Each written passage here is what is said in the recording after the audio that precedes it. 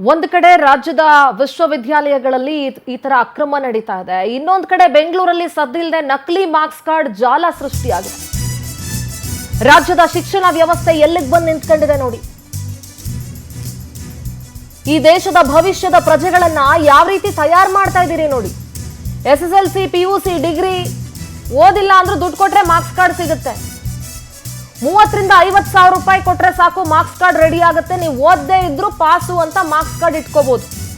ನಕಲಿ marks card ಜಾಲವನ್ನ CCB ಪೊಲೀಸರು ಬೇಧಿಸಿದ್ದಾರೆ. ಕೋರಮಂಗಲದಲ್ಲಿ ನಡೀತಾ ಇತ್ತು ನಕಲಿ ಮಾರ್ಕ್ಸ್ ಕಾರ್ಡ್ ದಂಧೆ. ಡಿಜಿಟಲ್ ಡಿಸ್ಟೆನ್ಸ್ ಎಜುಕೇಶನ್ ಮಿಷನ್ ಎಂಬ ಸಂಸ್ಥೆಯಲ್ಲಿ ದಂಧೆ ನಡೀತಾ ಇತ್ತು. ಸಂಸ್ಥೆಯ ಮಾಲೀಕ ರಾಜಾರೆಡ್ಡಿ ಬಂಧನ ಮಾಡಿದ CCB. ಮತ್ತೊಬ್ಬ ಆರೋಪಿ ಆರ್ಯನ್ಗೋಸ್ಕರ CCB ಪೊಲೀಸರು ತಲಾಶ್ ನಡೆಸ್ತಾ ಇದ್ದಾರೆ.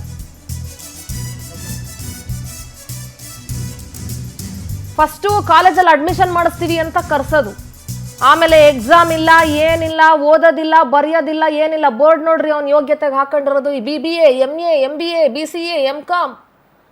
ಮತ್ತು ಕಾಲೇಜ್ಗಳು ಯಾಕೆ ಬೇಕು? ಒಂದು ಕಡೆ ಯೂನಿವರ್ಸಿಟಿಗಳಲ್ಲಿ ದುಡ್ಡು ಕೊಟ್ಟು ಫೇಲ್ ಆಗಿರೋರನ್ನ ಪಾಸ್ ಮಾಡ್ತಾ ಇದ್ದೀರಿ, ಇನ್ನೊಂದು ಕಡೆ ಇಂಥ ದಂಧೆಗಳು ನಡೆಸ್ತಾ ಇದ್ದಾರೆ. ಈ ದೇಶದ ಭವಿಷ್ಯದ ಪ್ರಜೆಗಳನ್ನ ಯಾವ ದಿಕ್ಕಿನಲ್ಲಿ ನಡೆಸ್ತಾ ಇದ್ದೀರಿ? ಯಾವ ದಿಕ್ಕಕ್ಕೆ ಕರ್ಕೊಂಡು ಹೋಗ್ತಾ ಇದ್ದೀರಿ? ಈ ದೇಶದ ಎಜುಕೇಶನ್ ಸಿಸ್ಟಮ್ ಅನ್ನು ಎಲ್ಲಿಗೆ ತಗೊಂಡು ಹೋಗ್ತಿದ್ರಿ? ಎಷ್ಟೋ ಜನ ಬೇರೆ ಬೇರೆ ದೇಶದಿಂದ ಇಂಡಿಯಾಗೆ ಬರ್ತಾರೆ, ಅದರಲ್ಲೂ ಕರ್ನಾಟಕಕ್ಕೆ ಬರ್ತಾರೆ. ಕರ್ನಾಟಕದಲ್ಲಿ ಎಜುಕೇಶನ್ ಸಿಸ್ಟಮ್ ಬಹಳ ಚೆನ್ನಾಗಿದೆ ಅಂತ ಹೇಳಿ ಎಷ್ಟೋ ಜನ ಫಾರಿನರ್ಸ್ ಬರ್ತಾರ್ರಿ ಇಲ್ಲಿ ಕಲ್ತ್ಕೊಂಡು ಹೋಗೋದಕ್ಕೆ. ಒಂದ್ ಕಡೆ ಯೂನಿವರ್ಸಿಟಿಗಳಲ್ಲಿ ಕರ್ಮಕಾಂಡ, ಇನ್ನೊಂದು ಕಡೆ ಈ ಕಡೆ ನಕಲಿ ಮಾರ್ಕ್ಸ್ ಕಾರ್ಡ್ಗಳ ಜಾಲ. ಸ್ಕೂಲ್ಗಳು ಯಾಕೆ ಬೇಕು, ಕಾಲೇಜ್ಗಳು ಯಾಕೆ ಬೇಕು? ಇನ್ನು ಸ್ಕೂಲು ಕಾಲೇಜಲ್ಲಿ ಇನ್ನೊಂದು ಥರ ದಂಧೆ. ಏನು ಈ ದೇಶದ ಈ ರಾಜ್ಯದ ಮಕ್ಕಳನ್ನ ನೀವು ಏನ್ ಮಾಡಬೇಕು ಅಂತ ಹೊರಟಿದ್ದೀರಿ ನನಗೆ ಅರ್ಥ ಆಗ್ತಾ ಇಲ್ಲ. ಪ್ರತಿನಿಧಿ ವೆಂಕಟೇಶ್ ನೇರ ಸಂಪರ್ಕದಲ್ಲಿ ಜಾಯ್ನ್ ಆಗ್ತಾ ಇದ್ದಾರೆ. ವೆಂಕಟೇಶ್, ಇತ್ತೀಚೆಗೆ ಇಂಥ ನಕಲಿ ಮಾರ್ಕ್ಸ್ ಕಾರ್ಡ್ಗಳ ದಂಧೆಯನ್ನ ನಡೆಸೋರ ಸಂಖ್ಯೆ ಜಾಸ್ತಿ ಆಗ್ತಾ ಇದೆ. ಎಷ್ಟೋ ಕಡೆ ಶಾಲಾ ಕಾಲೇಜುಗಳಲ್ಲಿ ಪಾಠ ಮಾಡೋ ಶಿಕ್ಷಕರೇ ಇಂಥ ದಂಧೆಗಳಲ್ಲಿ ತೊಡಗಿಸ್ಕೊಂಡಿದ್ದಾರೆ. ಫಾರ್ ಎಕ್ಸಾಂಪಲ್, ನಾವೀಗ ನೀಟ್ ಎಕ್ಸಾಮ್ ನೋಡಿದಾಗ ಯಾರು ಪೇಪರ್ ಲೀಕ್ ಮಾಡಿದ್ರು ಅನ್ನೋದು ಗೊತ್ತಾಗುತ್ತೆ. ಇನ್ಸ್ಟಿಟ್ಯೂಷನ್ಗಳ ಹೆಸರಿನಲ್ಲಿ ಈ ತರ ನಕಲಿ ಮಾರ್ಕ್ಸ್ ಕಾರ್ಡ್ಗಳ ದಂಧೆ ನಡೆಸೋದು, ಏನ್ ಹೇಳ್ತೀರಿ?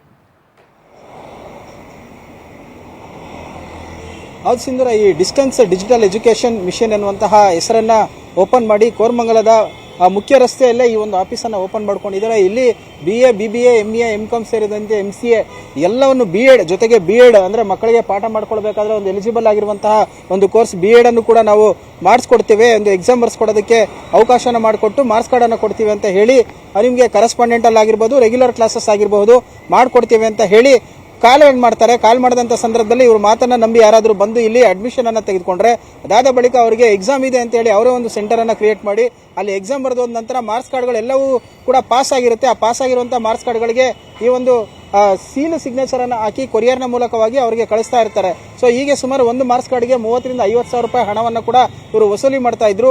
ಒಳಗಡೆ ಒಂದು ಆಫೀಸ್ ಕೂಡ ಇದೆ. ಅದು ಎಷ್ಟು ವ್ಯವಸ್ಥಿತವಾಗಿದೆ ಅಂತ ಹೇಳಿದ್ರೆ ಯಾರೊಬ್ರು ಬಂದ್ರು ಕೂಡ ಅದು ಡೂಪ್ಲಿಕೇಟ್ ಅಂತ ಹೇಳಿ ಗೊತ್ತೇ ಆಗಲ್ಲ. ಅಷ್ಟರ ಮಟ್ಟಿಗೆ ಆ ಒಂದು ಜಾಲ ಕೆಲಸವನ್ನ ಮಾಡ್ತಾ ಇರುವಂತದ್ದು. ಹೀಗೆ ಒಂದು ವಿದ್ಯಾರ್ಥಿಗೆ ಹಣವನ್ನ ಕೊಟ್ಟು ಅವರು ಮಾರ್ಕ್ಸ್ ಕಾರ್ಡ್ ಅನ್ನ ಕೊಟ್ಟಿರ್ತಾರೆ, ಅದು ಫೇಕ್ ಅಂತ ಹೇಳಿ ಒಂದ್ ಕಡೆ ಜಾಬ್ಗೆ ಹೋದಂತ ಸಂದರ್ಭದಲ್ಲಿ ಅದು ಫೇಕ್ ಅಂತ ಹೇಳಿ ತಿಳಿಯುತ್ತೆ. ಆಗ ಆ ವಿಧಿ ಇಲ್ಲದೆ ಬಂದು ಅವರು ಪರಿಶೀಲನೆ ಮಾಡ್ತಾರೆ, ಅದು ಗೊತ್ತಾಗುತ್ತೆ. ಆ ಸಂದರ್ಭದಲ್ಲಿ CCB ಅಧಿಕಾರಿಗಳು ಕೂಡ ಮಾಹಿತಿಯನ್ನು ಕೊಡ್ತಾರೆ. ಅವರು ಬಂದು ನೋಡಿದಂತಹ ವೇಳೆಯಲ್ಲಿ ಸರಿಸುಮಾರು 50 ರಿಂದ 60 ಮಾರ್ಕ್ಸ್ ಕಾರ್ಡ್ಗಳು ಕೂಡ ಆ ಒಂದು ಕಚೇರಿಯಲ್ಲಿ ಇರುತ್ತೆ. ಅದನ್ನ ಚೆಕ್ ಮಾಡಿದಂತ ಸಂದರ್ಭದಲ್ಲಿ ಎಲ್ಲವೂ ಕೂಡ ಡೂಪ್ಲಿಕೇಟ್ ಮಾರ್ಕ್ಸ್ ಕಾರ್ಡ್ಗಳು, ಅಸಲಿ ಮಾರ್ಕ್ಸ್ ಕಾರ್ಡ್ಗಳ ರೀತಿಯಲ್ಲಿ ಸೀಲು ಸಿಗ್ನೇಚರ್ಗಳನ್ನು ಹಾಕಿ ವಿದ್ಯಾರ್ಥಿಗಳಿಗೆ ಕಳಿಸೋದಕ್ಕೆ ಕೊರಿಯರ್ ಮಾಡ್ತಾ ಇದ್ದದಂತ ಹೇಳಿ ಕೂಡ ತಿಳಿದು ಬಂದಿದೆ. ಘಟನೆಗೆ ಸಂಬಂಧಪಟ್ಟಂತೆ ಈಗಾಗಲೇ ಆರೋಪಿ ರಾಜಾರೆಡ್ಡಿಯನ್ನ ವಶಕ್ಕೆ ಪಡೆದಿದ್ರೆ ಮತ್ತೋರ್ವ ಆರೋಪಿ ಈತನ ಜೊತೆ ಕೆಲಸ ಮಾಡ್ತಿದ್ದಂತಹ ಆರ್ಯನ್ ಅಂತ ಹೇಳಿ ವ್ಯಕ್ತಿ ಏನಿದ್ದಾನೆ ಆತ ಈಗ ತಲೆಮರೆಸಿಕೊಂಡಿದ್ದಾನೆ. CCB ಅಧಿಕಾರಿಗಳು ಕೂಡ ಆತನ ಬಂಧನಕ್ಕೆ ಮುಂದಾಗಿರುವಂತಹದ್ದು. ನೀವು ಹೇಳಿದಂಗೆ ಎಜುಕೇಶನ್ ಸಿಸ್ಟಮ್ಗೋಸ್ಕರ ದೇಶಕ್ಕೆ ಬರ್ತಾರೆ. ದೇಶದಲ್ಲಿ ಅದರಲ್ಲೂ ಬೆಂಗಳೂರು, ಕರ್ನಾಟಕ ಅಂತಹ ಸಿಟಿಗಳಿಗೆ ಬರ್ತಾರೆ.